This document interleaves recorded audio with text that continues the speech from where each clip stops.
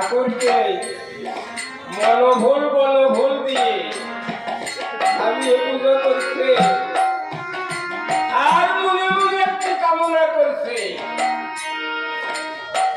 পুত্র সন্তান নাই এই কামনা ঠাকুর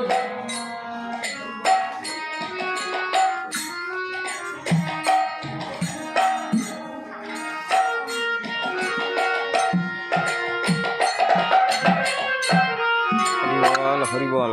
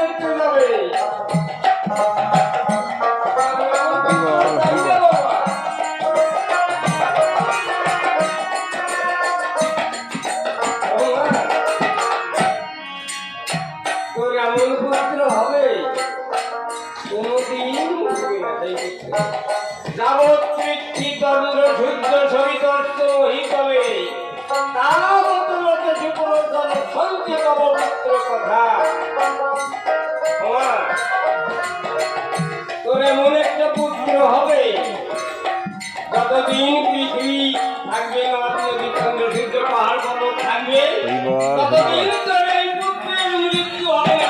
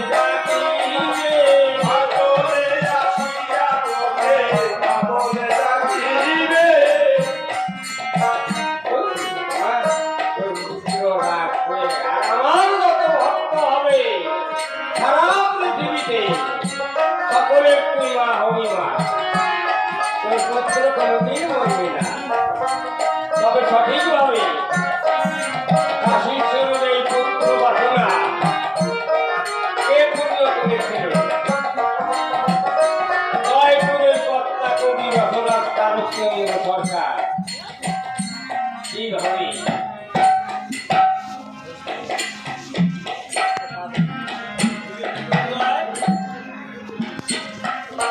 একবার মনোকান্দির জমিতে ধান পেল না কি খাবে রাজনীতি করে ওরা কান্দে গিয়ে কেঁদে বলেছে বাবা এবার তো জমিতে তেমন ধান হয়নি বেলা ঘুরিয়ে গেল কি খেয়ে বাঁচবো বাবা এই যে জায়গা বাদ একটা কথা আছে কি দিয়ে কি করে ঠাকুর তোরা বড় ভাই এটা সত্য কথা যে কোনো কাজ করতে গেলে অনেক কিছু উপকরণের দরকার হয় এই বাড়িতে আজকে হরিবাসে বসছে ক্যান্ডেল করতে এসে বিছানার ব্যবস্থা করতে এসে খাবার ব্যবস্থা করতে এসে এক কর্ম বিলম্ব বারে বাবু কর্ম তাই ঠাকুর সময় সুন্দর তোর বড় বড় ভয় হয়েছে নাকি হ্যাঁ আমি আছি তো আমি থাকতে তোর কোনোদিন মরণ হবে না তুই এক কাজ কর তুই কালীনগর দিয়ে বসতি স্থাপন কর আর ওখানে হরিনাম প্রচার কর ঠাকুরের উপদেশ নিয়ে সেইখানে বসবাস করতে লাগলো সংসারে বলছি বহু ভক্ত ঢুকে যাবে এর মধ্যে কারো দোষালি হয়েছে এখন কারো দোষালি একদিন মৃত্যুঞ্জয় চলেছে বাবা চৈতন্য চরিতামৃত চৈতন্য মঙ্গল সব কিছু তো বললেন বাবা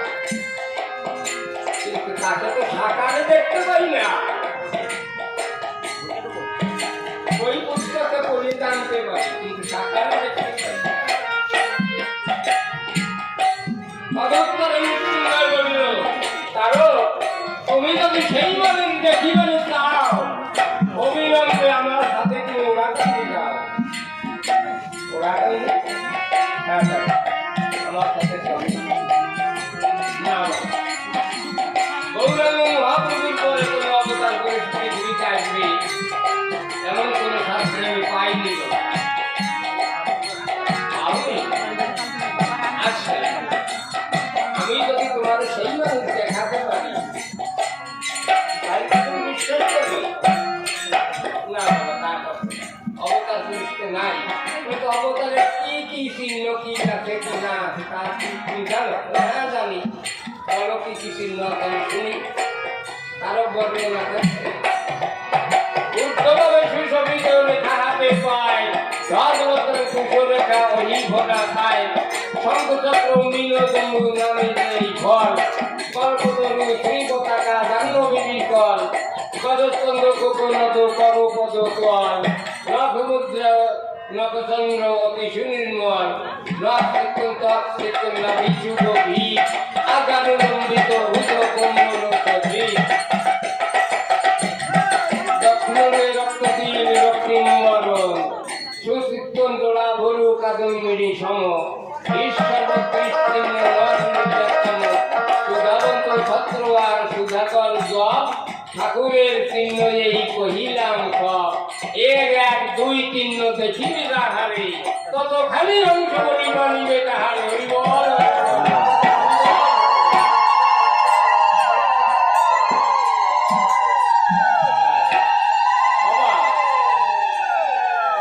এই ৩২টা চিহ্নের মধ্যে যদি একটা যদি তিনটে দেখতে পারি তাহলে আমি তারে স্বয়ং বলে মানি তাই ঠিক আছে তাই চলো ওরাকান্দি একদিন সময় সুযোগ দেখে মৃত্যুঞ্জয় তারক টেনে ওরাকান্দির দিকে রওনা করেছে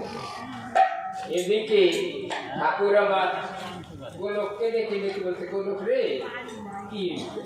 ওরে সরকার তোরা একটা বিছানার ব্যবস্থা কর কেন বাবা কি হয়েছে ওরা আজকে আমার মাস্টার মধ্যে আসছে আজ আমার পরীক্ষার দিন যে বলো